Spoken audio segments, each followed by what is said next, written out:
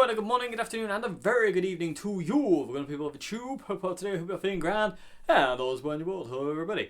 I'm not going to tell you about the pedal I used in the intro jam. That is a secret. I will reveal it in the coming weeks. But until then, it's a secret. Okay, anyway, welcome to another NQ Wednesday, everybody. Let's get to question one. Question one today is, have you tried the new Epiphone 1959 Les Paul, and what's your thoughts on them? I haven't tried one, no. Obviously, you know, things being the way they are. No guitar shops are open, and the guitar shop, because there's only one around here, won't stock them. So, unfortunately, no, I haven't tried it. I have seen it around, I've looked into it. It's very cool, but I'm not that fussed about it, if I'm being perfectly honest with you. It's cool, I get it, but I don't know. I mean, I would like to try one.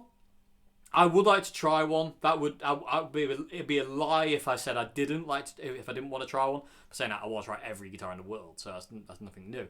But I would like to try the new Epis. I like the fact they've changed the headstocks, because the Epiphone Les Paul headstock, although I never minded the Epiphone headstock, I always thought it was ugly. You know, just from a standpoint, I just always thought the Epiphone headstock was an ugly headstock. You know, it wasn't particularly. The fact of kind of, I wish it was more of a Gibson style headstock. You know, it's just I never liked the look of the Epiphone headstock. I always thought it was very ugly. It never really appealed to me. But you know, be that for what it may. I like the fact they've taken it more kind of Gibson-y, but at the same time, it's kind of like, you know, maybe should have come up with something a bit more original. You know, I understand that Gibson owned. I know it's a big thing to have that kind of headstock shape, but just to distinguish a brand, maybe just redesign the Epiphone headstock, you know, from its original shape to something else, you know, that isn't Gibson. You know, I don't know. I know Gibson own them, but you know what I mean. I don't know. Maybe I'm just thinking too deeply into that and maybe thinking too stupidly about it. I don't know, people do, but yeah. So anyway, the Epiphone 59 Les Paul, it looks cool. You know, the reviews I've seen on it sound good. Whether that translates to what a real 59 is like, I don't know. You know, it depends all on the player really and what you're after. But I've got no real. I mean, I'd like to try one. I've got no desire to own one. You know what I mean? I've got my Les Paul. I've got the RTL 59, and that's all the Les Paul I want. To be honest with you, you know, it would take a very, very special guitar to knock the RTL off its top spot. You know what I mean? Because I've had quite a lot of Les Pauls in my time. You know, I've had quite a lot of. I've played a lot of Les Pauls as well. You know, all different price ranges, and the RTL, it's just something else. It really is something else. Every time I pick that thing up, I just fall in love again with it, which is what I love so much. Because I'm not a big Les Paul user. You know, I'm a Strat fanatic through and through. But when I pick up that RTL, I'm just like, you know, happy days, happy Dave. But thoughts on them, look cool. Yeah, that's all I can really say, really, because not having actually had one in my hands and played one and spent time with one, I can't really elaborate on that any further. I wish I could. I wish I could get a hold of one to review and stuff like that, but like I say, they are, you know, rather expensive, and I don't have that kind of money, unfortunately. But you know, they look cool. They do look cool. But like I say, I'm not really that bothered about it. I'm not really that bothered about it. I'd like to try one. Don't get me wrong, but like I say, I'm not going to rush out to try and find one, if that makes any sense. Would it sound like a real 59? I don't know. I mean, it depends on the 59. But does it feel like a real 59? Again, I don't know. This is why I'd love to get a little filthy mitts on one, because I just like to know. I just like to know what it's like. But again, I've got no desire to own one. But yeah, you know what I mean. But and I haven't tried one, but like that's my thought on it, really. I mean, I can't really go any deeper than that. I'd like to, but I can't really, not having actually played or used one. So, but yeah, people of the tube, I put this question to you though. If anybody out there has played the new Epiphone Les Paul 1959, let us know your thoughts and what it's like in the comment section below. If you've tried one, let us know what it was like in the comment section below. Let us know what your opinions, thoughts, if you liked it, disliked it, and why. You know, what is it about it? Let us know in the comment section below. What you think or what you thought to it if you didn't end up buying it or whatnot, because very curious. If I ever come across one in a guitar shop, I will definitely try it. But like I say, it'll have to, for me to kind of actually want to buy it, it would have to be better than the RTL, and that's going to take some severe beating. You know what I mean? Because the RTL is just my heaven. You know, that's the sound I want and the feel I want from a Les Paul, and it feels like a lot of old Gibsons. The RTL does as well. It's got the right neck. It's got the right kind of body shape. It's, you know, the pickups are like spot on to what I would class as old PAFs, but that, again, just my opinion. For what I hear, anyway, when I've played guitars with old PAFs, Les Pauls mainly, or SGs, well, mainly Les Pauls, they have a certain twanginess and brightness to the humbucker. They're not dark and muddy like some of the new modern pickup humbuckers are, and the RTL just has that in spades, and that's why I love it so much, because it twangs, man. It's that steroid, it's that Telecaster on steroids thing. And my Epiphone definitely doesn't have that, and my Vintage doesn't have that either. So that's why the RTL's top dog in Les Paul camp. But I love it. You know, but like I say, the Epiphone, I'd like to try it, but like I say, it'd have to be very, very, very special for me to want to buy one or use it over the 59, over my RTL 59. But we would see. But maybe in the future, people with tube, I can maybe get my disgusting little hands on one, and we'll see what happens. But like I say, they are pricey. Anyway, I hope that's such a question. Like I say, people with tube, let us know if you've tried one. Let us know in the comment section below what it was like. Okay, so moving on to question 2. Okay, so question 2 today is, how do you manage to play the guitar so low while standing up like John Frusciante does? I have tried it, but I struggle. Do you have any tips? No. I mean, strap height is totally subjective. It's just what's comfortable for you. Oddly enough, when I first started playing guitar, I had the guitar super low because I wanted to be like Billy Joe of Green Day. And then as I got into more of a technical aspect of things, like Yngwie Malmsteen, the guitar came up really high. And then getting into Jimi Hendrix, the guitar was really high. You know. So for about... It wasn't really until 2010, 11, my guitar started to lower. The guitar being high at that point it started to feel uncomfortable for me. I don't know why, it just did. It was around that time it started to feel uncomfortable. And I gradually got lower and lower and lower until where it is now, where it feels more comfortable. And I don't know why it could just be a phase. You know, in a year's time, it could be right up against my neck for all we know. It could be like back to Tom Morello height. I don't know. It's just by what feels right. And if you can't play with the guitar super low, don't play with the guitar super low. You know, you've got to have the guitar at the height that's most comfortable for you. You know, you can't just be kind of like, I want it low because it looks cool, but then I can't play the guitar. It kind of defeats the point. You know what I mean? If you can't play the guitar low, don't play the guitar low. You know, if you can't play the guitar high, don't play the guitar high. You know, it's totally about comfort and preference. At this point in time, like I said, I like the guitars low. I don't know why. Because I didn't used to have it that way. For most of my guitar playing life, it's been super high. You know, I mean, we're talking kind of like the top of the guitar being about here, like mid-chest area. And I've got pictures of me with the guitar super high as well. But as it's gone on in the last like maybe about 5-6 years, maybe 7 years, guitars just got lower and lower, and it just feels where it is now. Most of my guitars feel really comfy. I don't know why that is. I don't care to know why it is. It just is. You know, it's all to do with comfort. Something's telling me that this is more comfortable. But like I say, I mean, I could change in a year. You know, I could have a guitar really high again. But you never know. I mean, I think strap height is one of those weird fluctuations that guitarists have as well, where it fluctuates. You know. John Frusciante is a good example of that. When John first joined the Chili Peppers, the guitar was kind of like very low, you know, and then during the Californication era, it was super low. I mean, John's strats in the Californication tour are so low. I mean, they're literally near enough down by his ankles. You know, they're super low. But then Stadium Arcadium period, the guitar's a little bit higher.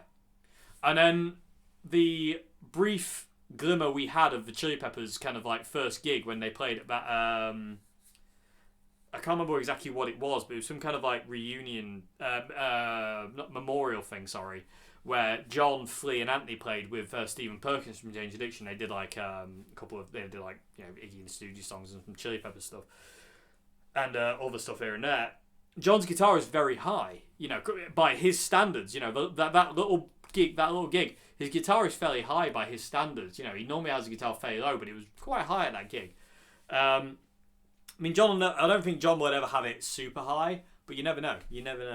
But it does come down to comfort. If you're struggling to play the guitar low, don't play it low. I'm sorry if it kind of you think it doesn't look cool, but the fact of the matter is you've got to be comfortable. You know what I mean? It's got to be comfortable. It's got to be right. And if it's not comfortable, you could hurt yourself. You could damage your wrist or your hand struggling to do something, and you don't want that. So it wouldn't. This is what I mean. Is in a year's time or a month's time or whatnot, I could be like, I want to be able to do this thing on guitar. So the guitar's got to be higher. I do know for a fact that if I want to play something like Buckethead, say if I want to play Soothsayer, I tend to winch the guitar up quite high to basically where I always used to have it if I used to do shred stuff. I can't play, and I don't particularly like to play super fast with the guitar super low. I find it more relaxed with the guitar low, but I find I can play faster if the guitar's higher. So if I want to go, I want to play some Buckethead or Yngwie Malmsteen or Steve Vai, I will invariably put the guitar higher. Sometimes not. It depends on how I feel. Again, everything's feel. But yeah, you know what I mean. But if you're struggling to get the guitar to a height, a lower thing where you can't play it, you need to have it higher. It's all about comfort. Just mess around with the strap. Find out where it sits best for you. Don't have it low just because it looks cool. You know what I mean? Don't have it high. Don't have it too high. Don't if you've got it too high and you think, oh, it looks rubbish, but you're really comfortable playing it. No, you're not. Look at Tom Morello. How cool does he look with that guitar really high? The guitarists from there's quite a lot of guitarists who have the guitar super high and they look really cool. It's all personal preference at the end of the day. It's all how it feels to you to play. So you just got to think of that really. You've just got to you've got to be comfy. That is key, absolute key to playing the guitar properly, stood up, is having the strap at the right height and where it's comfortable. If it's not comfortable, then you need to adjust it either way. Higher, lower, whatever. But you've got to be comfortable. You've got to have it in the right place. And like I say, you don't just want it low just because it looks cool. If you can't play, you're kind of defeating the object. So just bear that in mind. But any tips? That's about where I was going to go with it, really. But like I say, for me, it fluctuates. So I can imagine that would be the same. I'm sure I'm not the only person who strap height fluctuates with. I can imagine it kind of, goes all over the place for people. Some days I'll put on the guitar and I'll no, it's too low, and I want to bring it up higher. And then some days I'll pick up the guitar it's too high, so I'll adjust it. It's one of those kind of never-ending things. I feel that the guitar is never quite in the right place. You've just got to judge it on the day you're playing, if that makes any sense. Judge it by how you feel on the day. So if I don't know if that makes any sense whatsoever, but that's the way I feel about the people who tune. But yeah, so be that for what it may. But yeah, so like I say, but if you are struggling, then the guitar's not the right height. Yeah, bear that in mind.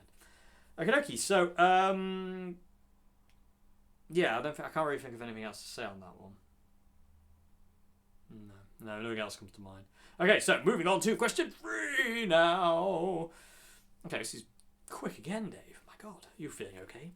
Okay, so question 3 today is, does a floating tremolo have a different tone to a tremolo that's flat on the body? So instead of the tremolo being kind of arced up like that, so it's floating, is it flat like that? Does it say different? I personally would say no, but I know a lot of people who would argue the point that there is a difference. A lot of people I know, there's a local luthier as well who I take my guitars to. He says if you have the tremolo decked on the body, so you can only dive bomb the thing, the resonance spreads out over the body better of a guitar, of a Stratocaster, or anything with a tremolo. If you've got the tremolo flat to the body like that, so you can only dive the thing, he says it makes the guitar more resonant and more acoustically vibrant, if you will. Just because there's that kind of contact between metal and wood, so it's not it's not in contact. It's it's right on there, and because obviously the bridge is where the strings go through. There's like a connection there. Whereas if you've got it floating, there is no connection there. And he swears by it. To be honest with you, this local luthier. I mean, in all fairness, I don't like floating tremolos. If I want a floating tremolo, I use my gem because it's got the Floyd. Which, in all fairness, I prefer the Kahler feel. To be honest with you, to a Floyd. A Floyd is a bit too weak for me. Yeah, if that makes any sense. Not weak. It's strong as hell, but like the action on a Floyd is so light that I find myself kind of like being a bit delicate with it. Whereas the guitars I've played with a Kahler, you can be a bit more brutal with a Kahler. I like it. You know what I mean? A Kahler's a bit of a more of a beefy trem. I really like the Kahler. So, given the choice, I'd prefer a Kahler. But the Floyd on the gem is it's not. It's technically not a Floyd. It's Ibanez's Floyd copy, but it's unreal. That guitar just doesn't go out of tune. It's just I'm in such a deep love with my Ibanez gem. It's one of those guitars that when I got it, I bought it to do a video on and sell. That was the idea of the gem. And then I got it, and I was just like, I am heavily in love with you. And it's one of those guitars now that I can't ever be without that guitar. I need that guitar in my life. It's one of those. But anyway. But yeah, I mean, a lot of people will swear by the fact of having a deck tremolo will make the guitar sound better. I mean, I personally don't feel... I've tried guitars with floating... I mean, I personally don't like floating tremolo. I hate floating tremolo just because if I break a string, the guitar's useless. I like the tremolo decked onto the body so I can only dive bomb a guitar. So if I break a string, the tuning doesn't go to whack and I can keep playing with the broken string. I don't have to worry about it sending the guitar all whappy and all of a sudden my guitar's useless. You know what I mean? A lesson I learned very early on with Stratocasters. So I don't personally like it for that reason. It's got nothing really to do with different tonality or does it resonate more or sustain more of this, that and the other. Because I've played a lot of Stratocasters with a floating trem and I've played a lot, all mine don't have floating trems. So it's like, I don't personally hear or feel a difference at all, personally. But I know there's people out there who will argue that point, and that's cool. But for me personally, I don't really feel much of a difference between having it floating or not. But like I say, I mean that's just me. That's just my ears and my feeling on that. You know what I mean? It could be totally different, to other people. My friend Ian hates tremolos decked. He likes to be able to have it floating, and he likes to be able to come up on the bar and go down on the bar. And I've met quite a lot of guitarists who like the floating trem over it flat down.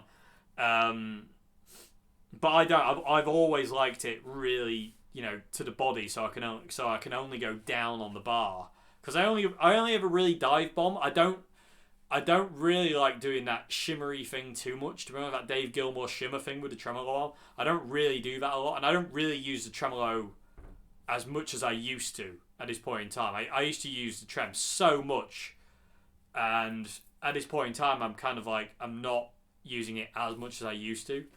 Again, it's one of those things. It's a phase, it's a cycle of what music wants you to do. Music doesn't want me to kind of be a crazy ape on the tremolo about all the time at this point in time. So I've backed off that a lot, and backed off it even more actually since I got the Red Oswald, which was a big revelation for me. Not having a tremolo arm at all or a tremolo.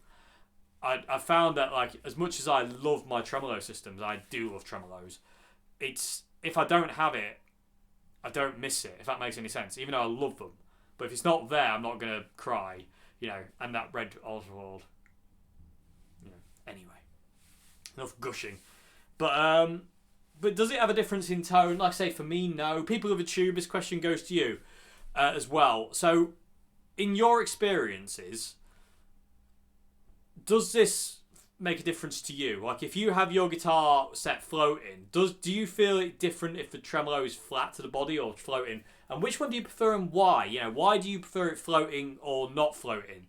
or do you block off the trem totally? You know, do you hardtail your guitar so there is no tremolo whatsoever? It's just totally sealed off. You know, I've only ever done that a few times. I don't really like doing that because I say I like my trems. But like I say, yeah. Let me know, people of YouTube. Let us know in the comment section below what you think on this one, because I'd be very curious to read your thoughts on it. And yeah, it'd be interesting to know what you think, because like I say, for me, I don't feel like there's any difference between it floating or non-floating tonally. You know, I think the guitar sounds the same. I would say feel is slightly different, but nothing kind of like major. You know, but my White strap, Mr. White, he's I've had that guitar floating and non-floating throughout the years. Occasionally, so like sometimes I'll be recording a song and I'll screw out the claw screws so it floats, so I can get a certain kind of effect. And I've done that on quite a few guitars when I'm recording. I don't do it live anymore. Like I said, I've got the gem for that, so it doesn't matter anymore. But there are times if I'm recording a song or I'm doing something, I'll loosen it off so I can get some kind of float out of it. But it doesn't really feel any different to me, and it doesn't really sound any different to me when I do that. Again, I'm sure experiences will vary, but that's my experience, speaking from my perspective on this. But yeah, I mean, the Chapman. When I got that guitar, the tremolo was floating. Totally, actually, off the body. So the body's there, and the tremolo was there like that, because it's a 2-point tremolo, which I actually don't particularly like 2-point tremolos, but because normally you can't get them flat. They feel weird as well. I don't really like them. But on the Chapman, the first thing I did was I screwed it down to the body, and then I screwed in the claw screws, and it went flush to the body, and it just immediately kind of like made me a lot happier, knowing that kind of like, you know, if I break a string on that thing, I'm not gonna, you know, lose tuning stability. You know, it'll go a bit iffy, but it'll be fine. But like I said, I don't really like 2-point tremolos. I like the 6-screw tremolo. But again, I'm not that fussy. That's just a preference. But if it's got 2-point and it's a good guitar, I'm not that bothered. Chapman's a great example of that. I love that guitar.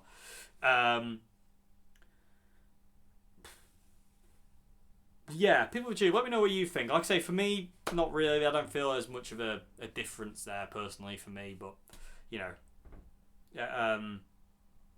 I'm sure like opinions and experiences will vary on that. You know, because we're all different. We're all individual. We see things and hear things and feel things in totally different ways. So you just got to kind of take it on your perspective, not anybody else's. You know, just because I say there isn't, doesn't mean that you won't find there is. You know what I mean? You might prefer, oh, I like it floating, it sounds better, it feels better. And then somebody might like, oh, no, I like it flat because it feels better. I don't want to sway your decision. I don't want to sway your decision or your feel just because I don't like it. You know what I mean? You got to think for yourself. You know, you got to think. You got to experience both to know which one you like the most. And always think about what you want, not what somebody else says or somebody else says you should want. You know what I mean? Always think for yourself, people. You don't let anybody sway you on what you want out of something. Like, so, say for me, no one will ever persuade me to have my guitars floating. I hate it. I absolutely hate it. Having played guitars, having had my guitars like that every now and again, I despise floating tremolos. So they get flat to the body, and when I use them, they go down. And that's all they do is go down. I only dive bomb with things. I never come up on the bar. I don't like them when they float. Just isn't for me. Like I say, main reason for is tuning stability and also string breakage. You know, if I'm mid solo in a song and I snap a string, I want to know for a fact that my guitar will maintain somewhat of tuning stability, so I can keep going and I won't get distracted by a broken string. You know, and the guitar isn't useless at that point, so I can keep going and finish what I've got to finish, and then I can change guitar at the end of that song. You know what I mean? And I really like the challenge of a broken string. You know, there are some times when I do guitar solos, I'm like, I want a string to break, and I'll actively try and attack the guitar at that point to try and break a string, which invariably never breaks. You know, there are some times I'm like, break, I want it to break, and it's normally an aggression response within me. like with what I'm feeling at that time. If I'm feeling aggressive, I want to break the strings. I want to rip them off the guitar because I'm angry. So I want to break, and there's that kind of like element of challenge now. I want to be challenged by it. Like, come on, show me what you got, kind of thing. So there are some times where I actively go after breaking strings, depending on the mood I'm in and how I feel. And there are sometimes in intro jams or some songs and stuff where you'll actively, you might actively hear me trying to break a string. I'll bend it way further than it should bend. But the thing is, I don't remember when I try and do it because I don't remember what I play. So it's only in the heat of the moment I know I'm doing it, but then I forget exactly when I did it, but I know I do it. That made sense. If that makes any sense whatsoever. But yeah, but there are times like it depends on total mood. There are times where I'm just like, I want these to break. I want to break a string. There's been a few occasions in the past where I've been pushed to a limit with one thing or another, where I've had the overwhelming urge to smash a guitar. I've never done it, but I'm that angry at whatever's going on at a point in time, like a situation I'm involved in or whatnot, and I'm playing, and I'm just like, I just want to smash the guitar. I need to vent. I need to vent it. It's like it goes beyond just venting it through a guitar solo or the tremolo arm or something like that. It's like I literally just want to hurl the guitar. There have been times in the past at gigs where I have hurled guitars about. They never break, but my V6, my vintage V6 that's with Marja and Nicole, that guitar took some beating. I mean, it really did. I'm not going to lie, I abused that guitar, something rotten, but it came back every time saying, "Don't worry, Dave, I've got you." I mean, it took some absolute pummeling that guitar did, but it was always there at the end. It was like, "Don't worry about it, mate, I got you." And I was just like, awesome. Love that guitar. So cool. But that's the point. I mean, I think that's important though to acknowledge that as a player, to acknowledge that sometimes you are going to get to the point where you're that angry, you might want to smash the guitar. It's, whether you do or not is a thing. I can understand, understand it's silly. I get the concept of why would you want to smash a guitar? But in the heat of a moment, depending on what's going on with you in your life for that moment, it might be the right thing to do. It might actually vent the demons, if I may, exercise the demons, so to say. I invariably get it with strings more than guitars. I've had it maybe a couple of times with guitars, where I've literally just I'm just going to take this off and smash it against the wall, But it's normally because I've been in a very, very dark place mentally, normally. Certain things have gone on in my life. Certain people have pushed me to the limits where I can't cope. So I try and vent it one way or another, and invariably it'll come out on me. I'll beat myself up, and then because I beat myself up, because the guitar's just an extension of me, the guitar gets beaten up as well, because it's just me in a different form. So, but like I say, I mean, there are times where I'm just like, I just want the strings to snap. I just want to break something, and it's going to be the strings. So I don't want to break the guitar, so I can break strings because they're replaceable. The guitar isn't.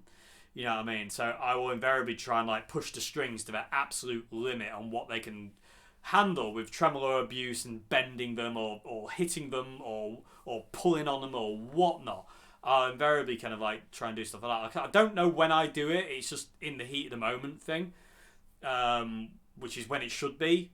If it was just kind of in this solo I'm going to do this, it's contrived, and that just seems wrong to me. Why would you? I don't understand why I want to do it kind of contrived. I'd rather just do it when I feel like doing it, not when I kind of it looks good.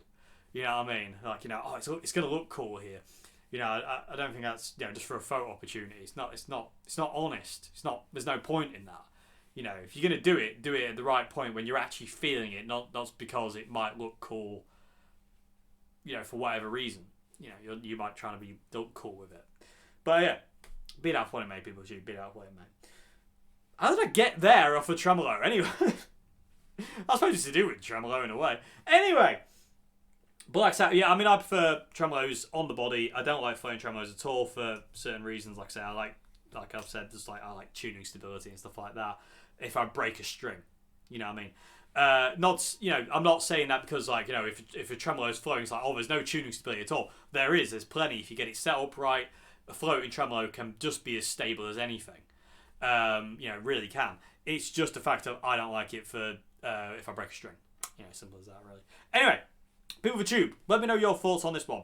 Okay, so we're going to move on to final question of the day. Question 4 now. Okay, so question 4 today is, have you thought of doing lessons on your channel for a beginner guitarist?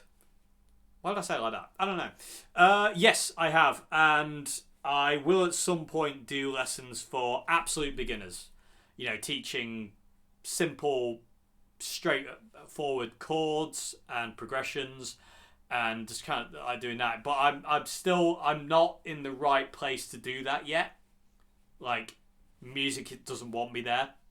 So when it does, I'll do it. But at this point in time, I'm not there. I'm not ready to do that just yet. I can feel I'm not ready to do that just yet. So I have to wait for a bit longer. But yeah, at some point, I would like to do lessons for absolute beginners. Yes, that'd be really, really cool. I think I would like to hopefully help in that way. So yeah, at some point in the future, hopefully. But like I said, at this point in time, it's a no. It doesn't feel right now. So we'll get there when we get there. So yeah. Anyway, there you go, people tube. Hope you enjoyed this vid. I hope that's question okay. I hope you enjoyed the intro jam and all that kind of thing. Like I say, I have a secret pedal, but it's not gonna be secret for much longer.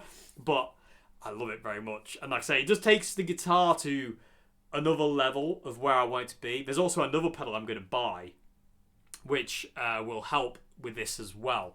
So as I said, I've got to save up for that one for a bit. But like, I've got one of them. Just need to get one more, and then we'll see where we go. But I'm going to need a bigger pedal board. Anyway, but yeah, hope you enjoyed this video, everybody. If you want to submit a question for Q&A Wednesday, description box below has an email link. Email me there, and I'll get to it. And